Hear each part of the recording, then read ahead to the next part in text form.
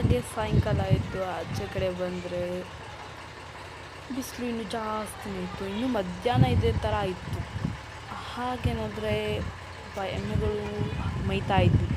ನಾವೆಲ್ಲ ಊಟ ಮಾಡ್ತೀವಿ, ಕೇಳಿಬಿಟ್ಟು ಊಟ ಮಾಡ್ತೀವಿ, ಬಟ್ ಅವಕ್ಕೆ ಬಾಯೇ ಇಲ್ಲ. ಆದ್ರೂ ಎಲ್ಲ ಮನುಷ್ಯ ಹಾಗೇನೂ ಅವು ಜೀವಿಗಳು ಅಲ್ವಾ. ನಮ್ಮ ಟ್ಯಾಕ್ಟ್ರು, ನಮ್ಮ ಓನರ್ ಟ್ಯಾಕ್ಟ್ರು, ಮತ್ತು ಇಲ್ಲಿ ನೇಚರ್ ಸಖತ್ತಾಗಿತ್ತು. ಸಾಯಂಕಾಲ ಮನೆ ಮುಂದೆ ನಿಂತ್ಕೊಂಡು ಎಲ್ಲ ವೀಡಿಯೋ ಮಾಡ್ತಾಯಿದ್ರೆ ಏನೋ ಒಂಥರ ಸಖತ್ತಾಗಿತ್ತು.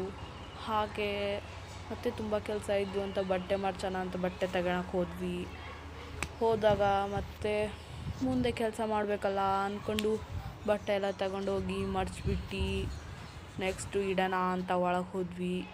ಬಟ್ಟೆ ಮಡ್ಚಿಟ್ಟು ನೆಕ್ಸ್ಟು ಸಾಯಂಕಾಲ ದೇವ್ರಿಗೆ ಕೈ ಮುಕ್ಕೊಂಬರೋಣ ಅಂತಂದು ಹೋಗಿ 6:30 ಆಯಿತು. 6:30 ಆದಮೇಲೆ ಮತ್ತೆ ಎಮ್ಮೆಗಳು ಇನ್ನೂ ಮೈತಾನೆ ಇದ್ವು. ಹಾಗೆ ಹುಡುಗರು ಸಂಡೇ ಅಂತಂದರೆ ಆಟ ಆಡ್ತಾ ಇರ್ತಾರೆ.